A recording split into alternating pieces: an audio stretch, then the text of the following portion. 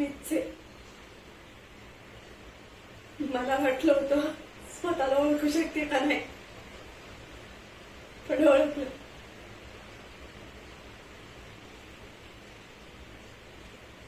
चेहऱ्यावरचं हसू तेवढं गायब आहे. त्याची जागा या डोळ्यातल्या पाण्याने होती. बाकी सगळं सेम आहे. आणि काय एवढं? आई सांगायची, संसार करायचा तर काही गोष्टी सांभाळून घ्याव्या लागतात. हे सांगायला विसरली. फक्त मुलीनीच समजून घ्यायच्या असतात.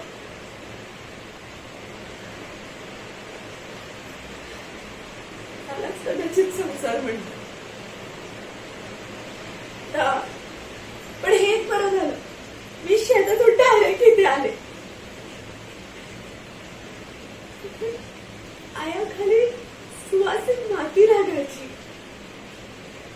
मी आता इथे पायात चप्पल असली तरी माझी ओळख पायाखालच्या माती एवढीच आहे. शेतात रखरखतं डोक्यावर यायचं, पण उन्हात उंच झेप घ्यायला आभाळाचं शुभ्र दिसायचं.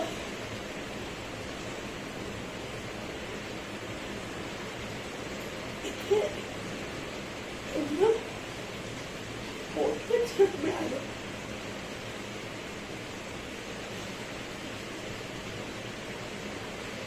आभाळात काही दिसलं तरी चालेल.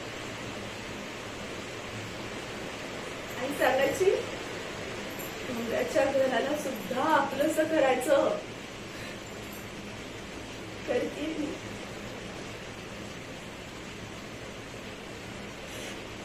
फक्त हे घर नाहीये, पिंजरा आहे. मी तोही आपल्यासा करीन.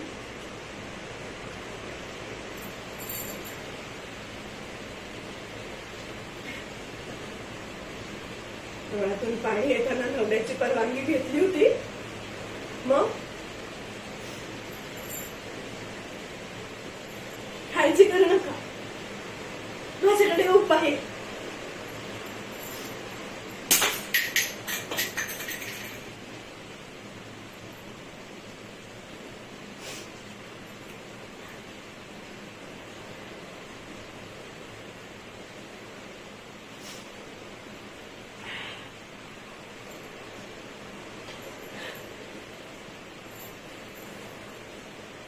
माझ्या सासरच्या लोकांनी ना मला एक गोष्ट छान शिकवली.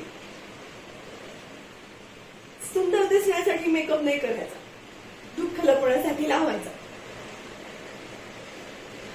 म्हणजे दुःख पण कसं सुंदर दिसतं. शिकले आई, शिकले.